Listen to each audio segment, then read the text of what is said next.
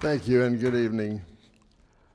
I would like to begin by reading a chapter from my book, which was the fatal day that I was shot down over Berlin and taken prisoner, and I was a POW of the Germans for a year.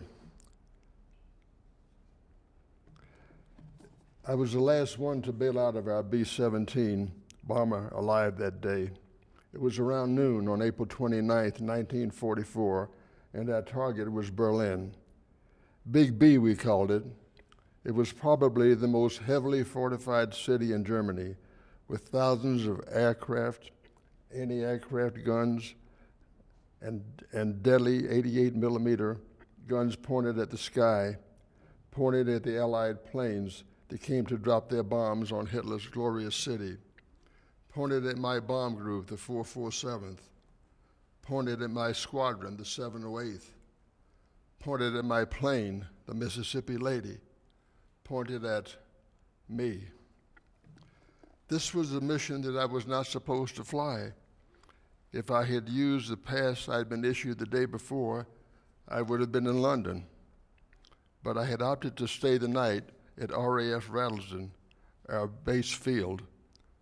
And around 4 o'clock that Saturday morning, I was awakened by the sound of gravel crunching under the shoes of GI souls outside of our Nissen hut. Our door opened and a sergeant came in, shining a very bright light on a roster pad. As he began calling out names for that day's mission, I pulled my blanket over my head and waited for him to leave, because I was not scheduled to fly. I had the weekend off. The first time he called my name, I didn't answer. I felt that I had misheard him. And then he yelled, "Bussel," again. And I jerked my blanket down and shouted, "I'm not flying today. I've got a pass in my pocket to go to London. I had it last night." "Then you should have gone to London last night," he said. "All passes are canceled. Everybody's flying today." As I stood barefoot and shivering on the cold concrete floor and began to dress, I reflected that the sergeant's announcement was very ominous. All passes canceled. Everybody's flying today. This had to be a damned important target if no one was excused from flying. He was right. I should have gone to London last night. After the previous day's long mission, I felt I'd better eat a substantial breakfast because there was no telling when we'd get back. Even though I wasn't very hungry at that early hour, I packed in juice, fried eggs, fresh, not powdered, toast, bacon, potatoes, and black coffee. Actually, the food in our mess hall was better than that served in most bases in the States. I met our pilot, Daddy, at the briefing. We dubbed him with this memorable, venerable nickname because at 28, he was the oldest member of our crew. "This will be our first mission as a crew," he said. It'll be good flying on the same plane with you guys again." There were 2 briefings before every mission. The first was a general briefing for the entire crew. Afterward, the pilots and co-pilots remained for additional instruction, and navigators and bombardiers each met in separate rooms for specialized briefing on their positions. The non-coms suited up and checked out their equipment. The general briefing room was very large, with wooden folding chairs lined up in rows of 10 so each crew could sit together. There were no loud voices. All you could hear was a low murmur. There was a palpable air of tension as we waited for the target to be announced. And finally, a lieutenant colonel climbed the 4 steps to the podium. Holding a long wooden pointer in his hand, he walked over to a large wall map that had been covered with thick black cloth and pulled the cloth aside. We were seated too far away to see the markings on the map, but when he touched the end of his pointer to his face, we knew that it was resting on our air base. Slowly, the pointer followed a black line across the map, and when it stopped, he turned to face us and said, "Gentlemen, Today your target is Berlin. A groan filled the room, then a muttering as crew members swore softly and talked to each other about the dreaded prospect of bombing Big B. We already knew that Berlin was teeming with anti-aircraft batteries, and in April 1944, the Luftwaffe cut off many fighter planes to attack our slower, heavily laden B-17s. Our fighter escort was still quite thin compared with what it would reach in the coming months, when large numbers of reinforcements were scheduled to arrive from the United States. Our instructions from the podium continued. We were ordered to maintain tight formations so we would be less vulnerable to German fighters. We were advised that flak would be heavy over the target.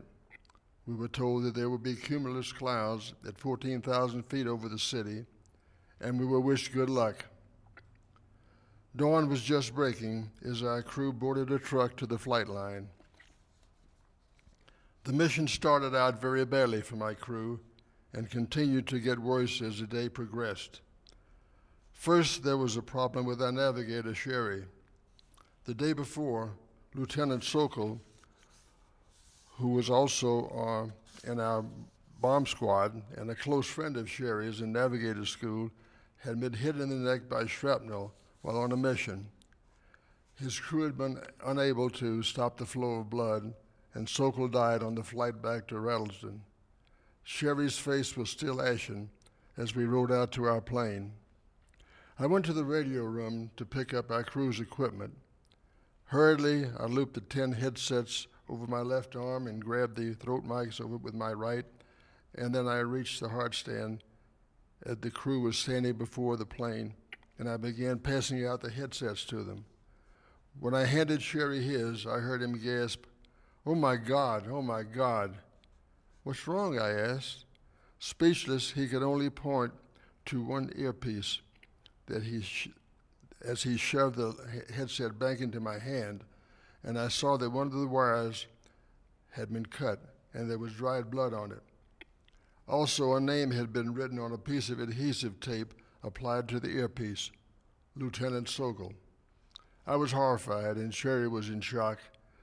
I grabbed the ground crew chief by the arm, leading him over to his Jeep, and I explained why I needed to get back to the radio shack in a hurry. The chief drove like a maniac, and I picked up another headset. When we got back to the plane, I handed it to Sherry. "How do you feel?" I asked. He was trembling. "Got to pray, boy," he said. "Got to pray." When Daddy started the B-17's four powerful Pratt & Whitney engines, the tremendous force of the backdraft made it impossible to climb on board without holding on to the side door and pulling yourself inside. I was just behind Sherry, and I helped boost him into the waist of the plane. All strength seemed to have drained from his body. As the throttle gunned higher, the plane began to buck on the hard stand like a restrained animal, and the roaring engines made me think of Pegasus, 4 huge winged horses raring to break free. Just before takeoff, the control tower told us by intercom that our group was early, and we were ordered to take off and do a 360-degree turn. By the time we completed the turn, the tower said we would be in position to join up with the main formation. As we taxied to the runway, Daddy called Sherry on the intercom and asked him to direct us when we were airborne so we could quickly form with the rest of the squadron. Sherry's voice was hoarse and scarcely more than a whisper. Daddy couldn't understand a word he said. I listened in anxiously for a while. I was familiar enough with Sherry's voice so I could make out what he was saying. Finally, I spoke up and I offered to relay Sherry's instructions to Daddy. He agreed, and that was the way we managed to form with our squadron. The plan to do a 360 turned out to be a catastrophe. By the time we completed our turn, the rest of the wing that we were supposed to join was minutes ahead of us, and we never caught up.